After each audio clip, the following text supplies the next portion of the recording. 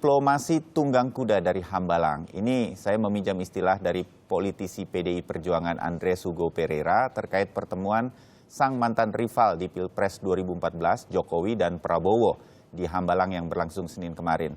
Segera saja kita membahas makna dan tujuan dari pertemuan Jokowi dengan Prabowo kemarin ini. Di studio Sapa Indonesia sudah hadir Bang Andres Hugo Pereira, Ketua DPP PDI Perjuangan. Saya pinjam tadi istilahnya, Bang. Boleh. Diplomasi berkuda dari Hambalang. Biaya sewa. Biaya sewa ya. Saya izin supaya nggak bayar. Bayarnya mahal soalnya. Mas Angga Wira, terima kasih sudah hadir dari Gerindra. Dan Bung Cecep Hidayat, analis politik dari Universitas Indonesia. Kita ngobrol santai aja.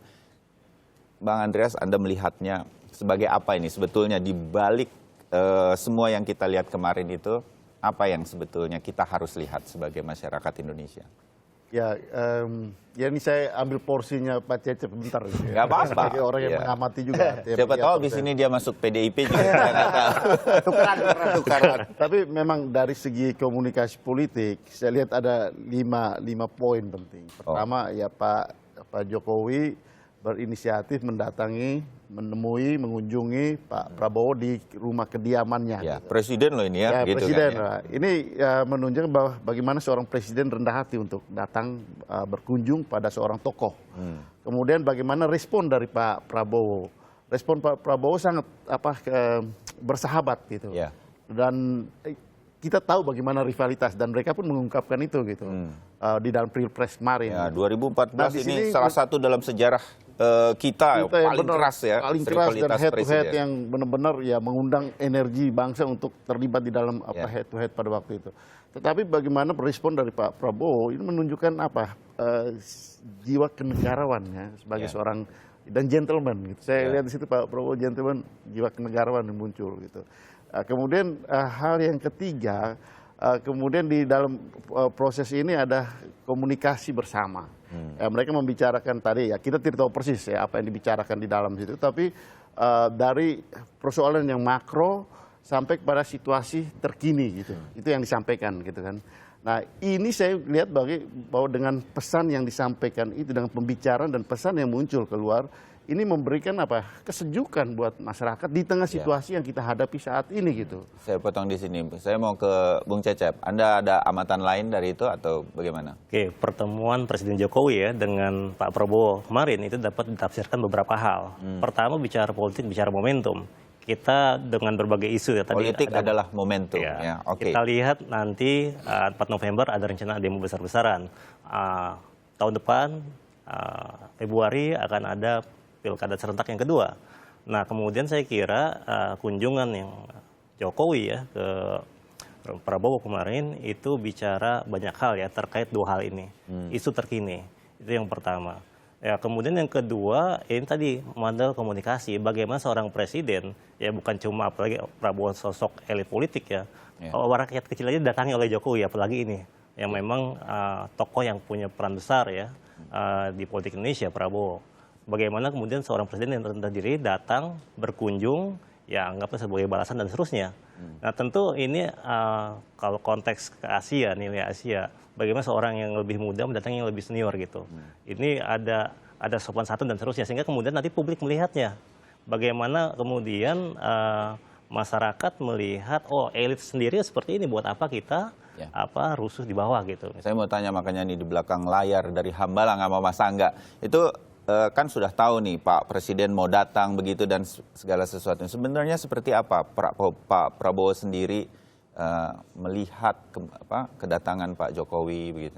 Ya kita lihat juga dari konteks Pak Prabowo dan mungkin dari Partai Gerindra ya, kita sambut kedatangan Pak Jokowi ini sebagai suatu hal yang positif. Ya. Artinya proses komunikasi ini kan harus dibangun secara baik dan kondusif. Apalagi di tengah berbagai macam isu yang beredar di masyarakat. Karena sebenarnya problematika bangsa ini sangat besar juga, tantangannya cukup luar, bukan hanya isu-isu yang sifatnya internal, tapi isu-isu yang di keluar, masalah geopolitik, geostrategis, masyarakat ekonomi ASEAN, dan saya rasa itu perlu dibicarakan secara komprehensif di antara berbagai macam baik partai politik, tokoh dan lain sebagainya. Tapi di sisi lain tadi disinggung masalah mungkin 4 November juga nanti mungkin mengenai pilkada di DKI. Nah hal tersebut saya pikir perlu ada penyamaan frekuensi lah di antar elit sehingga suatu hal bisa kondisif. Mungkin di sisi lain juga saya melihat ya mungkin Pak Jokowi ingin mengapresiasi Pak Prabowo dan Partai Gerindra karena pilihannya terhadap calon Pilkada DKI ini ada Anies dan Sandi yang kita ketahui. Mas Anies juga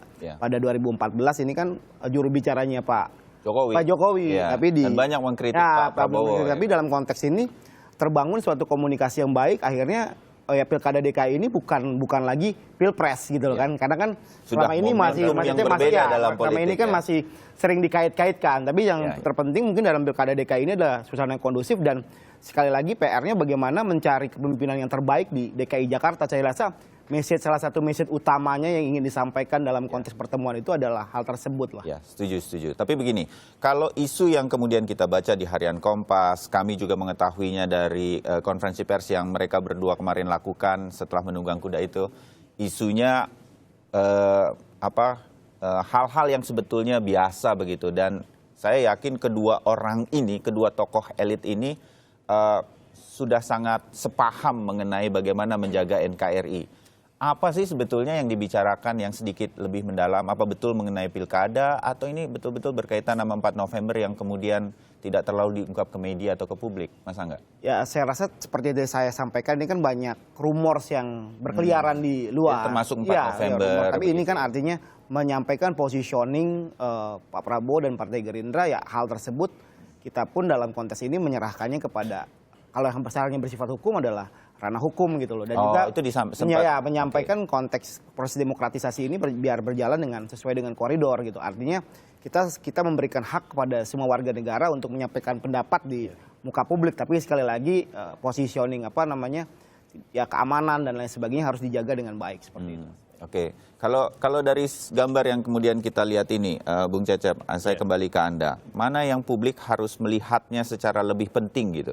Gambar ini yang kemudian kita, wah enak ini melihatnya begitu, adem begitu politik kita, atau sebetulnya pembicaraan di antara mereka yang saya sedikit hakul yakin begitu, ini ada menyinggung Pilkada DKI di mana ada kasus yang harus diselesaikan secara hukum untuk Pak Ahok begitu, atau demo pada 4 November yang ada kemungkinan rusuh atau bagaimana karena demonya akan cukup besar. Anda melihatnya kita harus melihat kemana? Ya, sebenarnya yang kedua tadi ya. Jadi poinnya gini kan, itu kan model komunikasi tadi ya. Ketika kita ada artikulasi, apakah semuanya harus diekspresikan itu, disampaikan? Ada memang yang porsi ke publiknya, oke bicara isu-isu besar. Tapi ada isu-isu kecil yang mungkin ya tidak perlu disampaikan menurut bahasa mereka ya. Cukup elitnya saja begitu, ada kesepahaman. Nah, bagaimana kemudian? Memang akhirnya demokrasi kita masih elitis ya dalam tertentu. Anda melihat ini baik atau buruk begitu? Ya sebenarnya kalau untuk membuat sebuah opini publik ya nggak masalah ya. Jadi memang bagaimana kemudian dari gambar ini terlihat dua orang yang dulu berrival ya, mereka kontrasi bersama, naik kuda bersama, makan nasi goreng bersama gitu. Ya. Dan ini nggak ada masalah di antara kita. Nah ini capture ini yang hendak disampaikan ke masyarakat. Jadi buat apa? Oke lah, ada demo tadi hak demokrasi. Sejak kita memilih demokrasi sebagai jalan negara kita, ya udah silakan demonstrasi. Tapi kemudian ada koridor yang Anda harus patuhi gitu. Ya, itu yang kemudian harus dijaga ya. Bang Andreas, 4 November ini memang begitu penting ya bagi Pak Jokowi, juga komunikasi dengan PDIP kalau boleh kami tahu.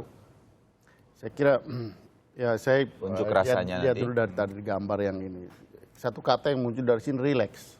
Relax ya. Artinya mau mengekspresikan bahwa ya kami yang pernah berrivalitas itu pun bisa berkomunikasi dan relax gitu. Baik di dalam gesturnya maupun di dalam ya message yang mereka sampaikan gitu. Kalau Pak Jokowi sudah ke Pak Prabowo, Pak Jokowi mungkin saya yang nggak tahu begitu atau kami yang tidak tahu, sudah berkomunikasi dengan Ibu Mega? Kalau dengan Ibu Mega kan ya komunikasi baik formal maupun informal kan ya relatif ini berjalan dengan baik, dan saya kira bukan hal yang menjadi ya persoalan gitu. Nah kemudian yang tadi berkaitan dengan apa yang mereka bicarakan dan kemudian apa yang ya muncul atau pesan yang muncul dari sini. Kalau kita lihat dari apa yang disampaikan oleh baik Pak Prabowo maupun Pak Jokowi, terutama dari Pak Jokowi, yang ingin dia sampaikan pasti ini ada menyangkut hal-hal besar. Kita ini bangsa Indonesia ini sedang merencanakan ya pembangunan dan membuat banyak hal-hal yang dia ekspresikan sebagai hal makro gitu kan.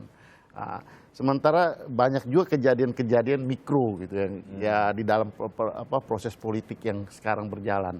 Nah, jangan sampai ini terganggu oleh rencana-rencana besar yang kita jalan. Ya marilah tetap semuanya berjalan di dalam proses ya demokrasi ini sesuai dengan prosedurnya.